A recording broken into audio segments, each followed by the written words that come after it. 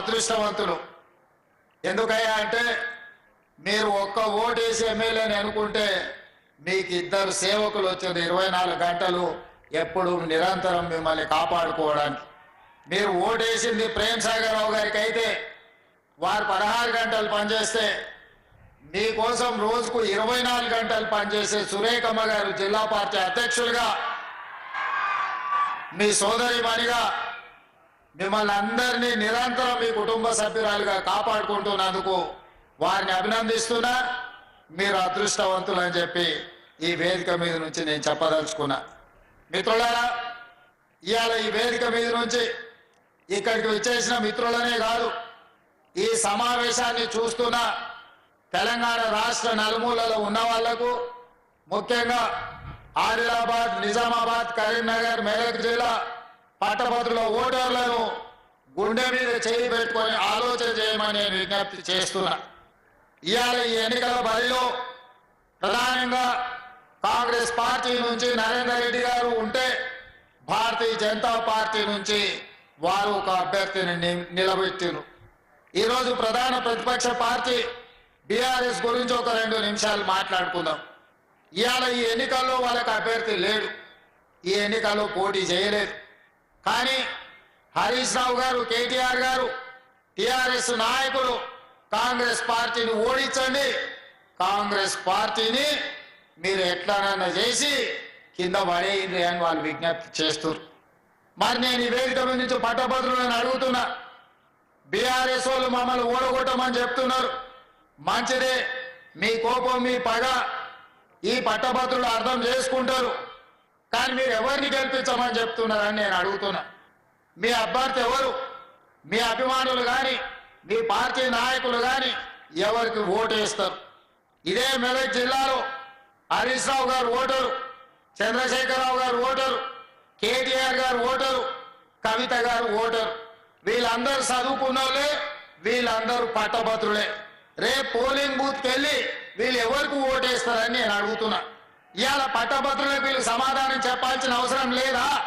ప్రజాస్వామ్యంలో ప్రధాన ప్రతిపక్ష పార్టీ ఎన్నికల్లో పోటీ చేయకుండా ఈ రోజు కాంగ్రెస్ పార్టీని ఓడగొట్టాలని ఆయన అడుగుతారు. దీని మాత్రం ఏందో తెలంగాణ సమాజం గమనించాలి. ఇవాళ మరి వాళ్ళే, వాళ్ళ పార్టీ నాయకులు, వాళ్ళ బంధువులు కాదు, ఇవాళ సొంతంగా కేసీఆర్ పట్టభద్రుడే, కేటీఆర్ పట్టభద్రుడే, కవిత గారు పట్టభద్రురాలే, హరీష్ రావు గారు కూడా నాకు తెలిసి పట్టభద్రుడే అని నేను అనుకుంటున్నా. మీ 4 ఓట్లు ఎవరికి వేయదలుచుకున్నారు, మీరు ఎవరికి మద్దతు ఇస్తున్నారని చెప్పి నేను ఈ వేదిక మీద నుంచి అడుగుతున్నా. ఇవాళ ఈ రహస్యం ఏంది, ఈ గూడుపుటాన్ని ఏంది, మీరు ఢిల్లీలో చేసిన మంతనాలు ఏంటివి అని చెప్పి ఈ రోజు ఈ వేదిక మీద నుంచి అడుగుతున్నా నేను. అదేవిధంగా 2023 డిసెంబర్లో జరిగిన ఎన్నికల్లో మీ అధికారం కోల్పోయి 2024 పార్లమెంట్ ఎన్నికల్లో 8 సీట్లలో మీకు డిపాజిట్లు పోతే బీజేపీలు 8 సీట్లలో గెలిచారు. మీ డిపాజిట్లు పోతే ఎట్లా, అవే సీట్లలో బీజేపీలు గెలుస్తారు ఎట్లా? గింత లెక్క మా తెలంగాణ 4 కోట్ల ప్రజలకు అర్థం అయితలేదా? ఇవాళ మీరు మీ డిపాజిట్లు ఒడగొట్టుకొని మీ ఓట్లను బీజేపీలకు వేపించి బీజేపీలను గెలిపించారు. సరే, మీరు చీకట్లో ఏం మాట్లాడుకున్నారో, మీరు చీకట్లో ఏం అలై బలై చేసుకున్నారో నేను అడగదలుచుకోలే. మరి బీజేపీలు గెలిచి ఇవాళ 8 మంది ఎంపీలు గెలిచారు. ఆదిలాబాద్ నుంచి గెలిచారు, నిజామాబాద్ నుంచి గెలిచారు, కరీంనగర్ నుంచి గెలిచారు, మెదక్లో గెలిచారు. ఇవాళ 4 ఎంపీలు ఉన్నారు, దాదాపు 7 మంది ఎమ్మెల్యేలు ఈ ప్రాంతం నుంచే ఉన్నారు బీజేపీలకు. మరి మోడీ నుంచి ఏం తీసుకొచ్చారని నేను అడుగుతున్నా. ఇవాళ మిమ్మల్ని 8 మంది ఎంపీలను 8 మంది ఎమ్మెల్యేలను గెలిపిస్తే తెలంగాణ రాష్ట్రానికి మీరు తెచ్చిందేది, మోడీ తీసుకొచ్చి ఇచ్చిందేనని నేను ఈరోజు మిమ్మల్ని అడుగుతున్నా. కేవలం మా ఓటు కావాలి, మేము ఇచ్చే సీట్లు కావాలి, మీరు ప్రధానమంత్రులు కావాలి, లేకపోతే మీరు ఈ రోజు మీరు మంత్రులు కావాలి. కానీ మరి తెలంగాణ ప్రజలకు మీరు ఇచ్చేదేది, మిమ్మల్ని నమ్మేది ఎట్లా అని నేను అడుగుతున్నా. ఇవాళ మళ్ళా ఓట్ల కోసం వచ్చారు పట్టభద్రుల. ఏం చేశారు మీరు? ఏం చేసింది 12 ఏళ్ళ? నరేంద్ర మోడీ గారు ప్రధానమంత్రి అయ్యి 11 సంవత్సరాలు దాటి ఇవాళకి 12 సంవత్సరాలు అవుతున్నది. ఈ 12 సంవత్సరాల 9 దగ్గర ఈ రోజు ప్రాజెక్టు కట్టుకోవడానికి ఒకవేళ తుమ్మిడేటి దగ్గర ప్రాజెక్టు కట్టడానికి మహారాష్ట్ర అనుమతి ఇచ్చి ఉంటే ఇవాళ ఆదిలాబాద్ జిల్లా 1,50,000 ఎకరాలు సస్యశ్యామలమై పసిడి పంటలు పండుతుండే ఆదిలాబాద్ బిడ్డలు ఆదివాసీలు ఇవాళ వాళ్ళ బతుకులలో వెలుగు వస్తుండే. ఇవాళ ఈ ఆదిలాబాద్ జిల్లా నేను పిసిసి అధ్యక్షుడిగా బాధ్యత తీసుకున్న తర్వాత మొట్టమొదట ఇంద్రవెల్లిలో సమావేశం పెట్టిన మీ ఆశీర్వాదం తీసుకున్న మీ జిల్లాను అభివృద్ధి చేయాలని ఇవాళ మేము పూర్తి స్థాయిలో పనిచేస్తున్నాం. ఈ జిల్లాకు కొత్తగా మంజూరు చేసిన చాలా విషయాలు పెద్దలు ప్రేమ్ సాగర్ రావు గారు ఇప్పటిదాకా మీకు అందరికీ చెప్పడం జరిగింది. ఇవాళ ఆదిలాబాద్ జిల్లాను ముందు బాగా ఉంచాలి, జరిగిన నిర్లక్ష్యాన్ని సరిదిద్దాలని కాంగ్రెస్ పార్టీ ప్రయత్నం చేస్తుంది. మరి మీరు ఏం చేసిండ్రు, మీరు ఏం తీసుకొస్తారని నేను అడుగుతున్నా. అందుకే మిత్రులారా ఇవాళ మీరు ఆలోచన చేయండి. పట్టభద్రులు నేను ఒకటే మాట విజ్ఞప్తి చేస్తున్నా, నేను చెప్పింది నిజమైతే మీరు గుండెల మీద చేసుకొని ఆలోచన చేసి ఇవాళ కాంగ్రెస్ పార్టీకి ఓటు వేయండి. నేను చెప్పింది అబద్ధమైతే మీ మనసులో అబద్ధం అని తోస్తే మీరు ఎవరికి వేసుకున్నా మాకు అభ్యంతరం లేదు, మీ ఇష్టం. ఇవాళ నేను ముఖ్యంగా టీచర్లను డిఎస్సి నోటిఫికేషన్ అదేవిధంగా టెట్ పరీక్షలు నిర్వహించింది కాంగ్రెస్ పార్టీ అధికారంలోకి వచ్చిన తర్వాత కాదా మీరు ఆలోచన చేయండి. 11,000 మంది టీచర్ల నియామకాలను చేపట్టిన మా వేళ ఒకవేళ మేము టెట్ పరీక్షలు నిర్వహించి డిఎస్సి పరీక్షలు నిర్వహించి 60 రోజుల్లోనే 11,000 మంది టీచర్ల నియామకాలు మేము చేపట్టుంటే మీరందరూ మా కాంగ్రెస్ కు నరేంద్ర రెడ్డికి ఓటు వేయండి. ఒకవేళ నేను చెప్పింది అబద్ధం అయితే మీరు మాకు ఓట్లు వేయకండి, మీకు కావాల్సిన వాళ్ళకి వేయండి. అదేవిధంగా పోలీస్ డిపార్ట్మెంట్ లో దాదాపు 15,000 మంది నిరుద్యోగులకు పోలీసు ఉద్యోగాలు ఇచ్చిన మాట నిజమైతే ఈ రోజు నరేంద్ర రెడ్డికి ఓటు వేయండి. లేకపోతే ఒకవేళ నేను చెప్పింది అబద్ధం అయితే మీ ఇష్టమైన వాళ్ళకు ఓటు వేసుకోండి. పారామెడికల్ సిబ్బంది 6,000 పైగా పారామెడికల్ సిబ్బందిని ఎల్బీ స్టేడియం కు పిలిపించి ఉద్యోగాలు వచ్చిన వాళ్ళని కాదు వాళ్ళ తల్లిదండ్రులందరినీ కూడా హైదరాబాద్ నగరానికి ఎల్బీ స్టేడియం కు రప్పించి వాళ్ళ నియామక పత్రాలు ఇచ్చిన మాట వాస్తవం అయితే ఈ రోజు నరేందర్ రెడ్డిని గెలిపించండి. ఈ రోజు అది అబద్ధమైతే మీకు కావలసిన వాళ్ళకు వేసుకోండి. ఈ విధంగా వివిధ శాఖలలో 55,163 మందికి ఎల్బీ స్టేడియం సాక్షిగా ఒక్కొక్కరిని వాళ్ళ కుటుంబ సభ్యులను వాళ్ళ తల్లిదండ్రులను పిలిపించి వాళ్ళకు ఉద్యోగ నియామక పత్రాలు అందించి వాళ్ళ కుటుంబాల కళ్ళల్లో ఆనందం చూసిన మాట వాస్తవం అయితే ఈ పట్టభద్రులందరూ కూడా ఇవాళ కాంగ్రెస్ పార్టీని గెలిపించండి అని నేను అడుగుతున్న మిత్రులారా. నేను చెప్పింది ఒకవేళ అబద్ధం అయితే ఈ రోజు మీకు కావాల్సిన నిర్ణయం తీసుకోండి. కానీ అదే నరేంద్ర మోడీ గారు 2014 ఎన్నికల్లో 2019 ఎన్నికల్లో ప్రతి సంవత్సరం 2 కోట్ల ఉద్యోగాలు ఇస్తా అన్నాడు. మరి ఇప్పటికి దాదాపుగా 11 ఏళ్ళు అయిపోయి 12వ ఏడుకు మనం అడుగు పెడుతున్నాం. 24 కోట్ల ఉద్యోగాలు ఇవ్వాలి. ఏ లెక్కనైనా నరేంద్ర మోడీ గారు తెలంగాణ రాష్ట్రానికి దాదాపుగా 1 కోటి ఉద్యోగాలు బకాయి పడ్డాడు, బాకీ పడ్డాడు. ఆయన ఇచ్చింది ఎన్ని ఉద్యోగాలు అంటే 2 ఉద్యోగాలు ఇచ్చాడు. ఒకటి కిషన్ రెడ్డికి, 2 బండి సంజయ్కి. తెలంగాణ రాష్ట్రంలో మోడీ గారు ఇచ్చిన ఉద్యోగాలు ఏమన్నా ఉన్నాయంటే 2 ఉద్యోగాలు. ఆ 2ట్లో ఒకటి కిషన్ రెడ్డికి ఇస్తే ఇంకొకటి బండి సంజయ్కి ఇచ్చారు. ఇంకెవరికైనా ఉద్యోగాలు ఇచ్చిండ్రా? ఎవరికైనా ఈడున్న వేలాది మందిలో నరేంద్ర మోడీ ఎవరికైనా ఉద్యోగం ఇచ్చిండా?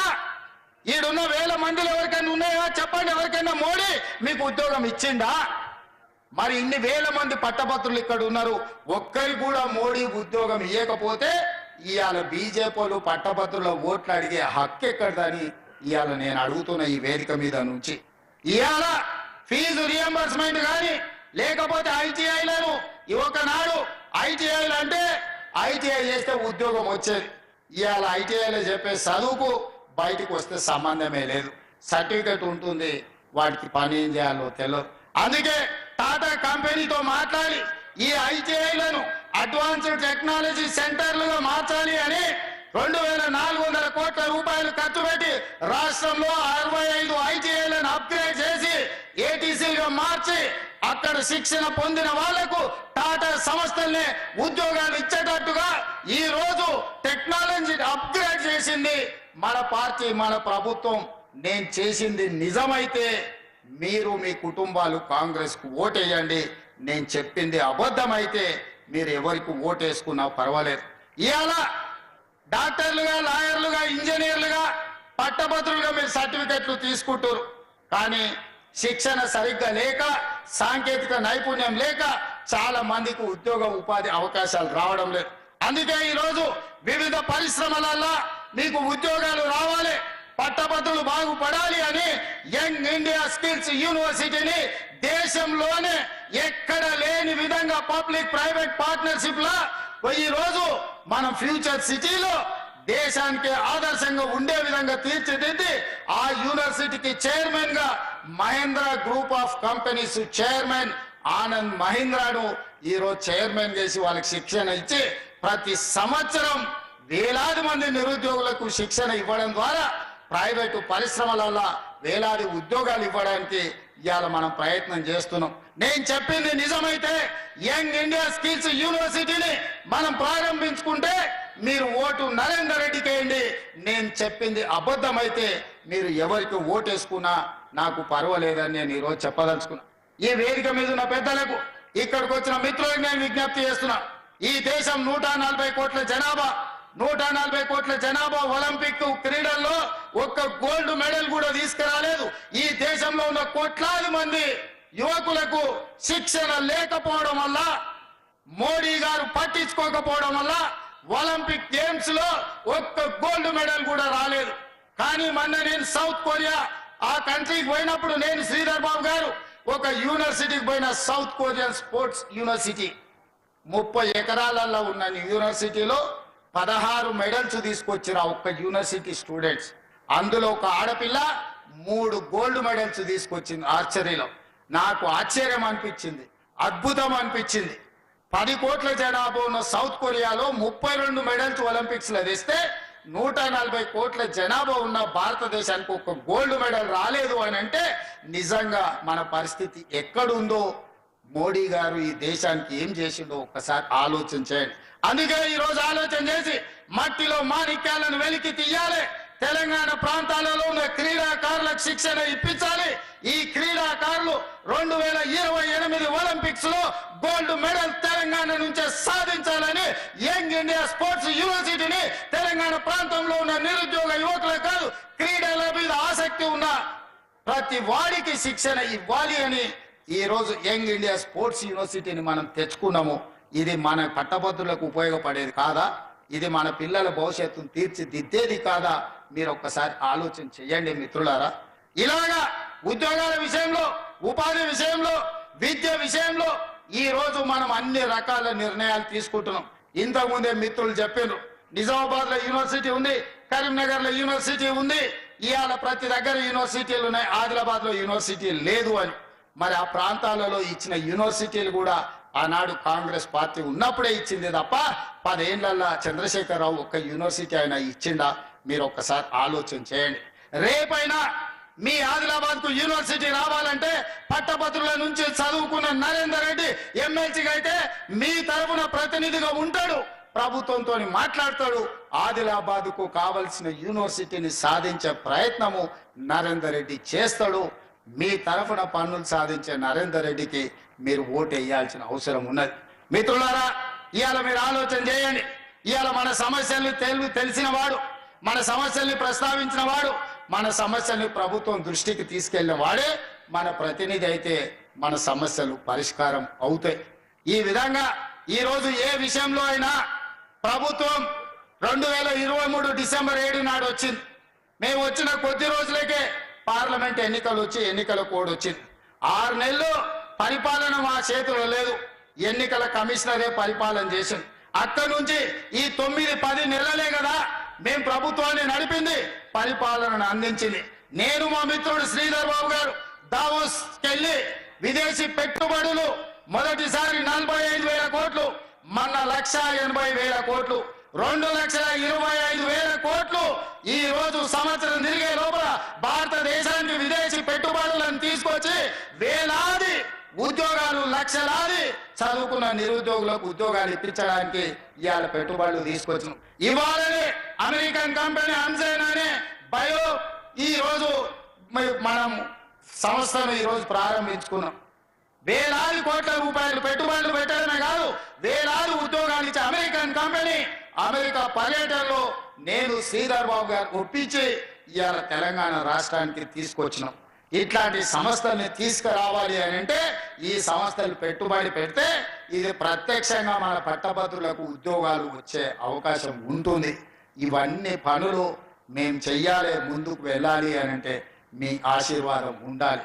ఇవాళ మీరు ఆశీర్వదిస్తే ఈ రాష్ట్రాన్ని అద్భుతం చేసి ప్రపంచంతోనే పోటీ పడే రాష్ట్రంగా మనం తీర్చిదిద్దొచ్చు. అదేవిధంగా ఇవాళ నేను రైతులను అడుగుతున్నా, 25,50,00,000 మంది రైతులకు రైతు రుణమాఫీ కింద 21,000 కోట్ల రూపాయలు వాళ్ళ ఖాతాలో 2 లక్షల వరకు ఉన్న రుణాన్ని మాఫీ చేసిన ప్రభుత్వం మాది. నేను ఈ వేదిక మీద నుంచి విజ్ఞప్తి చేస్తున్న రైతుల కుటుంబాలకు, రైతాంగానికి, మీరు కానీ మీ పిల్లలు కానీ పట్టభద్రులైతే మీకు రైతు రుణమాఫీ జరిగిందని మీరు నమ్మితే మీ గుండెల మీద చేసుకొని ఆత్మవిశ్వాసంతో ఆలోచన చేసి ఇవాళ మేము రుణమాఫీ మీకు చేసి ఉంటే కాంగ్రెస్ పార్టీకి ఓటేయండి. మీకు రుణమాఫీ జరిగిందంటే 10 ఏళ్ల చంద్రశేఖరరావు, నరేంద్ర మోడీ చెయ్యని పని ఈనాడు కాంగ్రెస్ ప్రభుత్వం చేసింది. రుణమాఫీ జరిగిన కుటుంబాలన్నీ కూడా నరేంద్ర రెడ్డికి ఓటేయాల్సిందని విజ్ఞప్తి చేస్తున్నా. ఇదే కాదు, ఓట్లు ఆనాడు చంద్రశేఖరరావు గారు అన్నారు ఓటు వేసుకుంటే ఉరేసుకున్నానంటే అని. కానీ నేను వచ్చిన తర్వాత నేను చెప్పిన ఓటు వేసుకోండి, సన్న ఓటు పండించిన వాళ్ళకు 500 రూపాయల బోనస్ ఇచ్చే బాధ్యత నాది. గిట్టుబాటు ధరతో పాటు 500 రూపాయల బోనస్ ఇస్తా అని చెప్పి 1,56,00,000 మెట్రిక్ టన్నుల ఓట్లు పండిస్తే 500 రూపాయల బోనస్ రైతులకు ఇచ్చి రైతులను ఆదుకున్న ప్రభుత్వం. పెద్దలు ప్రేమ్ సాగర్ రావు చెప్పినట్టు ఆనాడు క్వింటాల్కు 10 కిలోలు తాలు మీద, తరువు మీద, తడి మీద తుట్టి తీసి మిమ్మల్ని 1,000 కోట్లు దోసుకున్నారు. కానీ మేము వచ్చినాక 1 కిలో అయినా తాళ్ళు తరుగు మీద మీ దగ్గర తుట్టి తీసినామా? ఇవాళ మీకు 500 రూపాయల బోనస్ ఇచ్చినాం. నేను చెప్పింది నిజమైతే మీరు విశ్వసించి గుండెల మీద చెయ్యి పెట్టుకొని నరేంద్ర రెడ్డిని గెలిపించండి. ఇవాళ రైతులకు బోనస్ ఇచ్చి రైతులను ఆదుకున్న ప్రభుత్వం కాంగ్రెస్ ప్రభుత్వం అని నేను ఈ సందర్భంగా నేను చెప్పదలుచుకున్నా. ఆనాడు ఎన్నికలను అడ్డబెట్టి రైతు బంధు చంద్రశేఖరరావు ఎక్కువ పారిపోతే నేను వచ్చిన మొదటి 3 నెలలనే ఆయన ఎగగొట్టిన రైతు బంధు 7,625 కోట్ల రూపాయలు మీ ఖాతాలో వేసి రైతులను ఆదుకున్న ప్రభుత్వం మాది. మీ ఖాతాలో జనవరి, ఫిబ్రవరి, మార్చిలో రైతు బంధు నగదు పడ్డది. కాంగ్రెస్ వచ్చినాకంటే ఓట్లు మాకేయండి. మీ ఖాతాలో రైతు బంధు పడకపోతే మీరు ఎవరికైనా ఓటు వేసుకోండి. ఇవాళ కూడా ఎకరానికి 5,000 పంటకు సంవత్సరానికి 10,000 ఆనాడు ఉండే. ఇవాళ మనము 10,000 సంవత్సరానికి 12,000 పెంచి రైతు భరోసా పథకం కింద రైతులు ఆదుకోవాలని ఇవాళ మీ ఖాతాలో పైసలు పడుతున్నాయి. 3 ఎకరాల వరకు రైతు భరోసా ఆల్రెడీ పడ్డది. భవిష్యత్తులో మార్చి 31 లోపల మీకందరికీ రైతు భరోసా పథకం నిధులు మీ ఖాతాలో వేసే బాధ్యత నాది. ఈనాడు రైతు భరోసా ఎవరెవరికి వచ్చిందో ఆ కుటుంబాల ఓట్లు మాకేయండి. రైతు భరోసా రానోళ్ళు ఎవరైనా ఉంటే మీరు ఎవరికైనా ఓటు వేసుకోండి మిత్రులారా. ఇవాళ ఇన్ని రకాలుగా రాజీవ్ ఆరోగ్యశ్రీ 10 లక్షల రూపాయలు పెంచినాం. మీకెవరికి లబ్ధి వచ్చిందో వాళ్ళు మాకు ఓటు వేయండి. ఇదంతా ఒక ఎత్తు అయితే, అదే విధంగా ఈ రోజు మా ఆడబిడ్డలు ఉన్నారు, అక్కలు ఉన్నారు. రాష్ట్రంలో ఎక్కడి నుంచి ఎక్కడికైనా పోయి అత్తగారింటి నుంచి అమ్మగారింటికి పోయి, అమ్మగారింటి నుంచి ఆలయానికి పోయి మీరు యాదగిరి గుట్ట పోతారా, లేకపోతే భద్రాచలం పోతారా, నాగోబ జాతర పోతారా, సీతక్క దగ్గరికి సమ్మక్క సారక్క జాతరకు పోతారా, ఏది పోయినా బస్సుల్లో 1 రూపాయి లేకుండా మీరు చెయ్యాటమేట ఆపి మిమ్మల్ని ఎక్కించుకొని మీరు అడిగిన దగ్గర దించుతే మా అక్కలు నాకు ఓటేయండి. ఒకవేళ మిమ్మల్ని ఆర్టీసీ బస్సులో ఎవరైనా పైసలు అడిగితే టికెట్ కు మీ ఓట్లు ఎవరికైనా వేసుకోండి అని నేను మా అక్కలకు చెప్పదలుచుకున్నా. ఇవాళ మా అక్కలు నేను అడగదలుచుకున్నా. 500 రూపాయల సిలిండర్ 50 లక్షల కుటుంబాలకు ఇస్తున్నాం. 500 రూపాయల సిలిండర్ వచ్చిన కుటుంబాలు మాకు ఓటేయండి.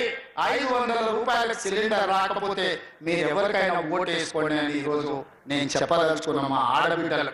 200 యూనిట్లు ఇంటికి ఉచితంగా కరెంటు, వ్యవసాయానికి 24 గంటలు ఉచిత కరెంటు ఈ రోజు ఎవరెవరికి వస్తుందో వాళ్ళందరూ మాకు ఓటేయండి.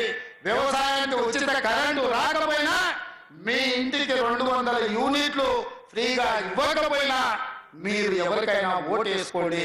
ఈ రెండు మేము వేస్తే మీరు మా నరేందర్ రెడ్డికి ఓటు వేయండి అని నేను అడుగుతున్నా. ఇదే కాదు, స్వయం సహాయక సంఘాలు మా సీతకి ఇక్కడనే ఉన్నది, మా సోదరి మాటలు ఇక్కడనే ఉన్నారు. ఎన్నడైనా 10 ఏళ్ళ చంద్రశేఖరరావు ఈ సంఘాలు ఎట్లున్నాయి, మీకేమైనా వడ్డీ వసూలు అయ్యిందా, మీరు ఎట్లున్నారని ఎప్పుడైనా అడిగిందా? ఇవాళ సీతకు వచ్చిన తర్వాత సంఘాల గౌరవం పెరిగిందా లేదా మీరు ఒక్కసారి ఆలోచన చేయండి. ఇవాళ సంఘాల వాళ్లకు అక్కడో ఇక్కడో కాదు, ఇన్ఫోసిస్, విప్రో, హైటెక్ సిటీ పక్కన ఐటీ కంపెనీల పక్కన శిల్పారామం కానుకొని మీరు చేసిన ఉత్పత్తులు అమ్ముకోవడానికి 100 కోట్ల రూపాయల విలువ ఉండే నైట్ బజార్ను 3.5 ఎకరాల భూమిని మీకు ఇచ్చి 150 షాప్స్ మీకు అక్కడ పెట్టి మీ ఉత్పత్తులను అమ్ముకునే విధంగా, ప్రపంచానికి మీ టాలెంట్ తెలిసే విధంగా నేను సీతక్క ఏర్పాటు చేసి ఉంటే మా ఆడబిడ్డలు నరేందర్ రెడ్డికి ఓటేయండి, మేము ఇవ్వకపోతే మీరు ఎవరికైనా ఓటేసుకోండి అని నేను ఈ సందర్భంగా నేను చెప్పదలుచుకున్నా. మిత్రులారా, ఇవాళ మా ఆడబిడ్డలు వంటింటి కుందేలు కాదు, మా ఆడబిడ్డలు సోలార్ పవర్ ఉత్పత్తి చేయవచ్చు, మా ఆడబిడ్డలు అదాని అంబానీలతో పోటీ పడాలని మహిళా సంఘాలకు ఇవాళ 1000 మెగావాట్ల సోలార్ విద్యుత్ ఉత్పత్తి చేసే ఒప్పందాలు మా ఆడబిడ్డలతో చేసిన ప్రభుత్వం ఈ దేశంలోనే తెలంగాణ ప్రభుత్వం మొట్టమొదటిది. ఈ రోజు కోటీశ్వరులను మా ఆడబిడ్డల్ని సోలార్ పవర్ అగ్రిమెంట్లు చేసింది మేము. 1000 మెగావాట్లు ఈరోజు అదానితో పోటీపడి సోలార్ పవర్ ఈరోజు మా ఆడబిడ్డలు జనరేట్ చేసే విధంగా ఒప్పందాలు చేసినాం. ఈ ఆడబిడ్డలను ఓట్లేయమని నేను అడుగుతున్నా. అదే కాదు, ఆర్టీసీలో పెద్ద పెద్ద కంపెనీలు బస్సులు కిరాయికి పెట్టేది.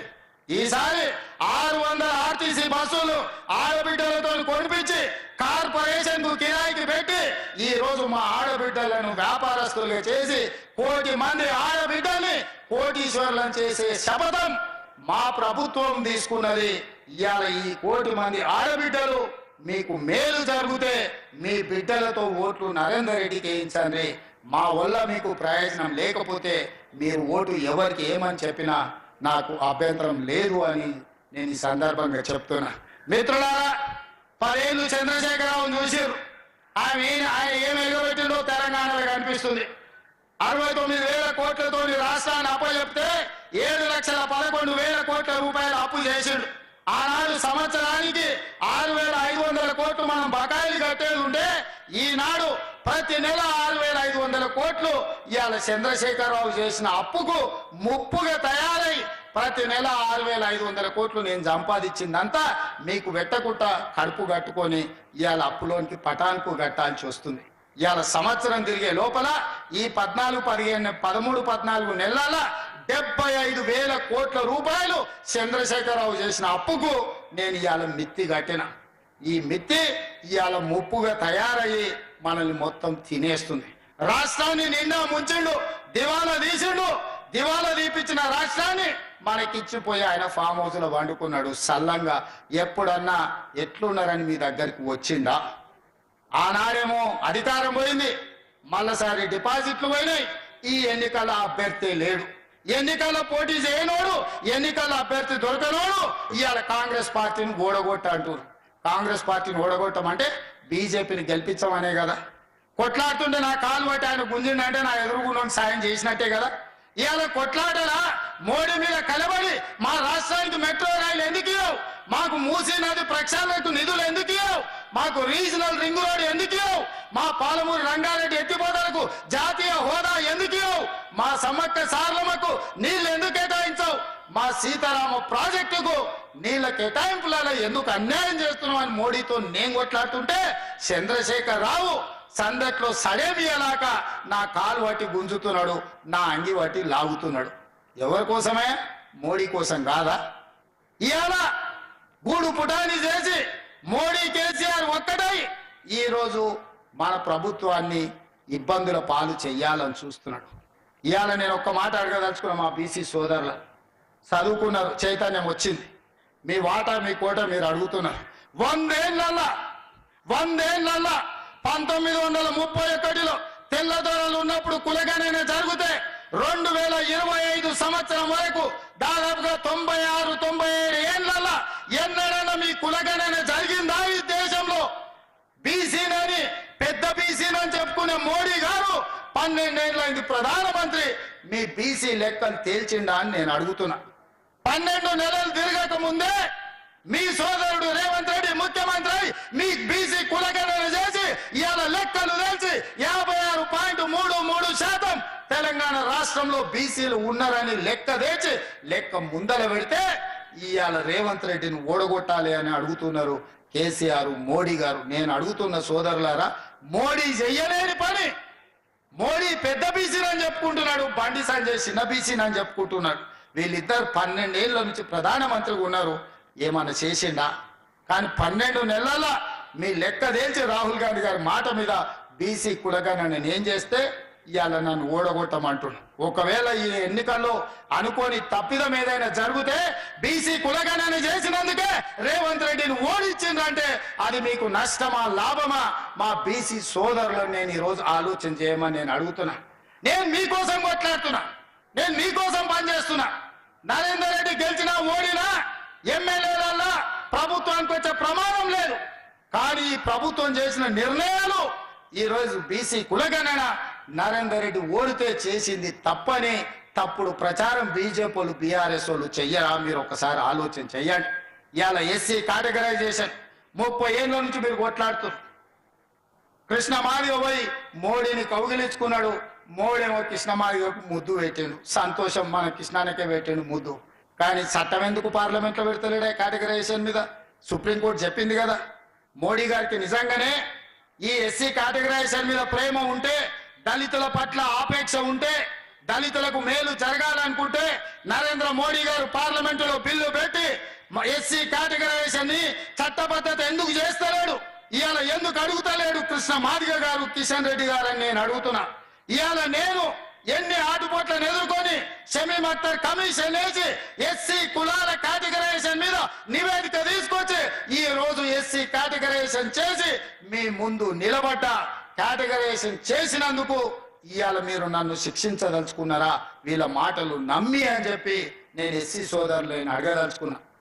దశాబ్దాల కొద్దీ పరిష్కారం కావాలని ఈ శాశ్వతంగా సమస్య, జటిల సమస్యగా ఉన్న బీసీ కులగణన ఎస్సీ కేటగరైజేషన్ ఈ రోజు 12 నెలలు తిరిగే లోపల పరిష్కరించిన నాకు ఓటేస్తారా?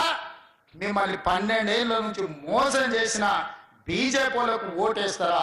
మీరు ఒకసారి ఆలోచన చేసి నిర్ణయం తీసుకోండి అని నేను అడుగుతున్న సోదరులారా. బండి సంజయ్ గారు అడుగుతున్నారు కేసీఆర్ కేటీఆర్ ఎందుకు అరెస్టు చేస్తారేమని. నేను అడుగుతున్నా బండి సంజయ్, ఇవాళ కేసీఆర్ కేటీఆర్ అరెస్టు చేయాలంటే టెలిఫోన్ ట్యాపింగ్ లో పారిపోయి అమెరికాలో దాచుకున్న ప్రభాకర్ రావు, శ్రవణ్ రావును పట్టుకురావాలి. ఇది రాష్ట్ర ప్రభుత్వం చేసే పని కాదు, కేంద్ర ప్రభుత్వం హోంశాఖ చేయాలి. 10 నెలలు అయింది మీకు లేఖ రాసి, రెడ్ కార్నర్ నోటీస్ ఇచ్చి, ఆయన వివరాలు ఇచ్చి, అమెరికాలో ఉన్న ప్రభాకర్ రావు, శ్రవణ్ రావును ఎందుకు మీరు పట్టుకోలేరు బీజేపీ అని నేను అడుగుతున్నా. మీ చీకటి ఒప్పందంలో భాగంగా కాదా ఈ రోజు ప్రభాకర్ రావు, శ్రవణ్ రావును తెలంగాణకు పట్టుకొస్తే కేసీఆర్ కేటీఆర్ జైల్లో ఉండాలి, చెర్లపల్లిలో చిప్పకూడు తినాలి. కాబట్టి ఢిల్లీకి వచ్చి చీకట్ల మీ కాళ్ళు పట్టుకుంటే మీరు కాపాడి ప్రభాకర్ రావును, ఇవాళ శ్రవణ్ రావును అమెరికాలో దాచిపెట్టింది నువ్వు కాదా బండి సంజయ్ గారు? నేను అడుగుతున్న బండి సంజయ్ని, కేంద్ర హోంశాఖ సహాయ మంత్రి నువ్వే కదా, ఎప్పటి లోపల ప్రభాకర్ రావును తెస్తావు, ఎప్పటి లోపల శ్రవణ్ రావును తెస్తావు, వాళ్ళని తెచ్చి మాకు అప్పచెప్పు. కేసీఆర్ కేటీఆర్ అరెస్టు చేస్తామా లేదా మేము చెప్తాం. మేము గొర్రెల స్కామ్ జరిగితే మేము కేసు కడితే ఉన్న పేపర్లన్నీ ఈడీ తీసుకుపోయింది.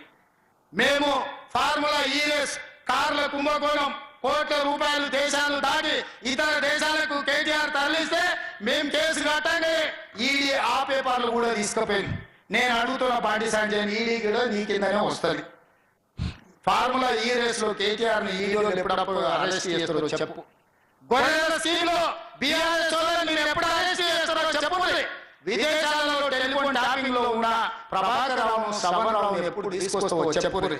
మేమేమో కేసులు కట్టాలి, మీరు ఆ కాగితాలు సంకలలో పెట్టి తీసుకెళ్లి సీకట్ల ఢిల్లీకి పిలుచుకొని మీరు వాళ్ళతో గూడు పుట్టాన్ని చేసి టెలిఫోన్ ట్యాపింగ్ ఏమో పార్లమెంట్ ఎన్నికల లెక్కలు సెట్ చేసుకున్నారు. పార్లమెంట్ ఎన్నికల బీఆర్ఎస్ అనామకులను పెట్టి డిపాజిట్లు జప్తు చేయించుకొని మీకు 8 ఎంపీలు ఇచ్చారు. ఇప్పుడు ఫార్ములా ఈఎస్ అదే విధంగా గొర్రెల స్కీమ్ అడ్డం పెట్టి ఇవాళ ఎమ్మెల్సీ ఎన్నికల అభ్యర్థి పెట్టకుండా మీరు ఇద్దరు కలిసి ఒప్పందం చేసుకున్నారు. ఇదేనా నేను అడుగుతున్న బండి సంజయ్ గారు, ఇట్లనేనా మీరు కాపాడేది బీఆర్ఎస్ వాళ్ళని? మీరు చేస్తున్న పని ప్రజల అమాయకులు అనుకుంటున్నా, ఎవరికి అర్థమైతలేదా అనుకుంటున్నా అని నేను అడుగుతున్నా. అదే విధంగా కిషన్ రెడ్డి గారు ఇవాళ సికింద్రాబాద్ నుంచి చెప్పి మెట్రో రైలు ఎందుకు క్యాబినెట్ ఆమోదం పొందుతలేదు?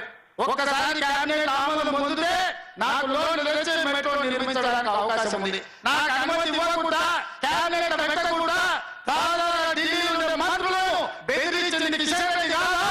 హైదరాబాద్ మెట్రోకు రాకుండా అడ్డుకుంటున్నది కిషన్ రెడ్డి కాదా? నేను కిషన్ రెడ్డి మీద సూటిగా ఆరోపణ చేస్తున్నా. అదే విధంగా మూసీ రివర్ ఫ్రంట్ ఇవాళ గుజరాత్ లో సబర్మతి రివర్ ఫ్రంట్ మోడీ కట్టుకున్నాడు. అదే విధంగా వారణాసి ఉత్తరప్రదేశ్ లో మోడీ ఎంపీ ఉన్న తర్వాత అక్కడ ఇవాళ నమో గంగే ప్రాజెక్టు పేరు మీద ఇవాళ అక్కడ మీరు గంగా మీద ప్రక్షాళన వేల కోట్లు ఖర్చు పెట్టారు. నిన్న ఢిల్లీలో యమునా నదిని ప్రక్షాళన చేస్తామని ఢిల్లీ ప్రజలకు చెప్పి ఢిల్లీలో ప్రభుత్వాన్ని ఏర్పాటు చేసుకున్నారు. ఉత్తరప్రదేశ్ లో గంగా నదిని ప్రక్షాళన చేస్తారు, గుజరాత్ లో సబర్మతి నదిని ప్రక్షాళన చేస్తారు, ఢిల్లీలో యమునా నదిని ప్రక్షాళన చేస్తారు. కానీ రేవంత్ రెడ్డి మూసీ నదిని ప్రక్షాళన చేస్తా అంటే మీరు అడ్డుకుంటారు, కేంద్ర ప్రభుత్వం నుంచి అనుమతి ఇవ్వరు, ₹1 నిధులు ఇవ్వరు. ఇదే నా కిషన్ రెడ్డి నీ నీతి నీ జాతి అని చెప్పి నేను కిషన్ రెడ్డిని అడుగుతున్నా. అన్ని రాష్ట్రాలలో రోడ్డు వేసుకున్నారు, గుజరాత్ కు బుల్లెట్ ట్రైన్ వేసుకున్నావు, మాకు మాత్రం రీజనల్ రింగ్ రోడ్డు కోసం సగం ఇచ్చి సగం ఇయ్యక ఈ రోజు అడ్డుకుంటున్నారు. భూసేకరణ చేస్తుంటే మీ ఎంపీ ఈటెల రాజేందర్ పోయి అడ్డం పడుకుంటుండ్రు. నష్టపరిహారం ఇవ్వాల్సింది కేంద్ర ప్రభుత్వమే. నిధులు నితిన్ గడ్కరీ నుంచి లేకుండా Etela Rajender regional ring road పని జరగకుండా రోడ్డు అడ్డమై అడ్డుకుంటుండే తెలంగాణ అభివృద్ధి జరగదు, తెలంగాణ దివాలా తీయాలి. అప్పుడే రేవంత్ రెడ్డిని బద్నాం చెయ్యాలని ఈటెల రాజేందర్ కిషన్ రెడ్డి కలిసి కుట్రలు చేస్తున్నారు. ఇవాళ 10 ఏళ్ళ 12 ఏళ్ళ మీరు ఏం తెచ్చిరని నేను అడుగుతున్నా కిషన్ రెడ్డి. ఇవాళ హైదరాబాద్ లో రోడ్లు విస్తరించిన, హైదరాబాద్ కి గోదావరి జలాలను నిర్వహించి ఏఎంసీలు తీసుకెళ్తున్నా. ఇవాళ కృష్ణానది జలాలను మేము తెచ్చినాం, ఆనాడు గోదావరి జలాలు మేము తీసుకొచ్చినాం. ఇవాళ మూసీ నదిని ప్రక్షాళన మేము చేయాలనుకుంటాం. మెట్రోని విస్తరించి ఆనాడు మెట్రో కట్టింది మేమే, ఈనాడు ఇంకా 100 కిలోమీటర్లు మెట్రోను విస్తరించాలనుకుంటున్నది మేమే. ఫ్యూచర్ సిటీని సైబరాబాద్ సిటీని కట్టింది మేమే, ఫ్యూచర్ సిటీని కట్టాలని ప్రయత్నం చేస్తున్నది మేమే, ఫ్యూచర్ సిటీ వరకు మెట్రో వేయాలనుకుంటున్నది మేమే. కిషన్ రెడ్డి గారు నువ్వేం తెచ్చినావు కేంద్ర మంత్రి వయ్యా అని నేను అడుగుతున్నా. ఏ మోకం పెట్టుకొని ఇవాళ పట్టభద్రులను ఓట్లు అడుగుతావు కిషన్ రెడ్డి? నీ మోసం నీ దగా తెలియదా? నేను కూడా 2019 నుంచి 24 వరకు ఎంపీగా చేసి మీ బీజేపీ ప్రభుత్వంలో ఉన్న కేంద్ర మంత్రులు చాలా మంది నాకు కూడా దోస్తులే, పార్లమెంట్ నాతో పనిచేసి ఢిల్లీలో వాళ్ళని కలిసినప్పుడు అలా చెప్తారు, ఆయన నువ్వు మాకు బాగా తెలుసు, హైదరాబాద్ ను బాగా అభివృద్ధి చేస్తే విశ్వనగరం అవుతుంది, మాకు చెయ్యాలని ఉంది, మంత్రివర్గంలో పెట్టి మీకు చేద్దాం అనుకుంటే మీ కిషన్ రెడ్డి వచ్చి అడ్డం పడుతుండు. మీరు అట్లెట్ ఇస్తారు కాంగ్రెస్ ప్రభుత్వానికి, మీకు రేవంత్ రెడ్డి దోష్ అయితే ఇవన్నీ ఇస్తారు, అట్లెట్ ఇస్తారు, మీ సంగతి చూసుకుంటానికి కిషన్ రెడ్డి పంచాయతీ పెట్టుకుంటాడు. కిషన్ రెడ్డి అడ్డం పడ్డానికి మీ మెట్రో రైలు క్యాబినెట్ పెట్టలేదు, మూసీకి మీకు నిధులు ఇవ్వలేదు, మీ రీజనల్ రింగ్ రోడ్డు పనులు ముందుకు పోతలేవు, మీ పాలమూరు రంగారెడ్డి ఎత్తిపోతలకు నీటి కేటాయింపు జరగలేదు, సీతారామ సమ్మక్క సారలమ్మ ప్రాజెక్టులు కుంటుపడినాయని చెప్పి మీ మంత్రులే స్వయంగా నాకు చెప్తున్నారు. కిషన్ రెడ్డి గారు ఎన్ని రోజులు మా పెడతారు? కిషన్ రెడ్డి గారు ఎన్ని రోజులు? నా మీద కోపం ఉండొచ్చు, కాంగ్రెస్ మీద నీకు పగ ఉండొచ్చు, కానీ 4 కోట్ల తెలంగాణ ప్రజలు ఏం చేశారు? ఎందుకు అభివృద్ధిని అడ్డుకుంటున్నావు అని నేను కిషన్ రెడ్డిని అడుగుతున్నా. ఒకవేళ నువ్వు నిజాయితీ పరుడివే అయితే, నీకు చిత్తశుద్ధి ఉంటే ఈ రోజు చెప్పిన మెట్రో రైలు, మూసీ ప్రక్షాళన, regional ring road, Palamuru Rangareddy ఎత్తిపోతల పథకానికి నీళ్లను ఎప్పటిలోగా తెస్తావో తారీఖు చెప్పు, తారీఖు చెప్పినాకనే నువ్వు ఓట్లు అడుగు, లేకపోతే ఓట్లు అడిగే అర్హత నీకు లేదు అని చెప్పి నేను కిషన్ రెడ్డికి చెప్పదలుచుకున్నా. అందుకే మిత్రులారా, నేను చెప్పిన వాస్తవాలను ఆలోచన చేయండి. నేను ఎవరిని తిట్టదలుచుకోలే, నేను ఎవరి మీద పడదలుచుకోలే. కానీ తెలంగాణ రాష్ట్రానికి జరుగుతున్న నష్టాన్ని కష్టాన్ని మీకు చెప్పకపోతే ఎవరికి చెప్తాం? ఈ పట్టభద్రులే కదా ఆనాడు తెలంగాణ ఉద్యమంలో ముందు బాగానే నిలబడి ఉద్యమాన్ని ఉవ్వెత్తున లేపింది, తెలంగాణ రాష్ట్రాన్ని సాధించింది. తెలంగాణ రాష్ట్రాన్ని సాధించిన పట్టభద్రులుగా ఆలోచన చేయండి. వచ్చిన రాష్ట్రాన్ని అభివృద్ధి చేసుకునే బాధ్యత మన మీద ఉన్నదా లేదా? అడ్డొచ్చిన అవసరమైతే తొక్కుకుంటైనా ఎన్నికల్లో డిపాజిట్లు జప్తు చేసైనా తెలంగాణ రాష్ట్రాన్ని అభివృద్ధి చేసుకుందామని నేను విజ్ఞప్తి చేస్తున్నా. ఈ కార్యక్రమంలో నాకు అండగా నిలబడండి. నాకు నిన్నగాక మాన వచ్చింది 10 నెలలు కాలే నేను సరిగ్గా పరిపాలన చేయబట్టి. 10 ఏళ్ళు చేసినోడు నా మీదనే పడతాడు, 12 ఏళ్ళు చేసినోడు నా మీదనే పడతాడు. చీకట్ల ఇద్దరు కలిసి కుమ్ముకు అవుతారు, అల్లాయి బాలాయి చేసుకుంటారు, ఫెవికాల్ బంధం ఫెవికాల్ లాగా అతుక్కుంటారు, ఇద్దరు కలిసి వచ్చి నా మీద పడతారు. ఇది న్యాయమా? మీరు ఆలోచన చేయండి. నేను ఎవరిని? మీ సోదరుని. నేను కూడా అక్కడ మీ మధ్యలో కూర్చున్నానే. మీరు ఆశీర్వదిస్తే నేను ఇక్కడికి వచ్చిన. మీ వాడిని నన్ను ఇట్లా కుట్రలు చేస్తుంటే కాపాడుకోవాల్సిన బాధ్యత, గెలిపించుకోవాల్సిన బాధ్యత మీ మీదనే ఉన్నది. ఈ ఎన్నికలు నావి కాదు, ఈ ఎన్నికలు పట్టభద్రులై. ఈ పట్టభద్రుల తరఫున వారధిగా సారథిగా ప్రభుత్వానికి అనుసంధానకర్తగా నరేందర్ రెడ్డి ఉంటాడు. నరేందర్ రెడ్డిని ఎన్నికలు గెలిపించండి. మీ సమస్యని పరిష్కరించే బాధ్యత నేను తీసుకుంటా. ఆదిలాబాదును ప్రత్యేకంగా గుర్తించి మా ప్రేమ్ సాగర్ రావు గారు చాలా విషయాలు ఏకరువు పెట్టాడు. ప్రతి విషయంలో ప్రత్యేక సమీక్ష పెట్టి అధికారులందరినీ పిలిపించి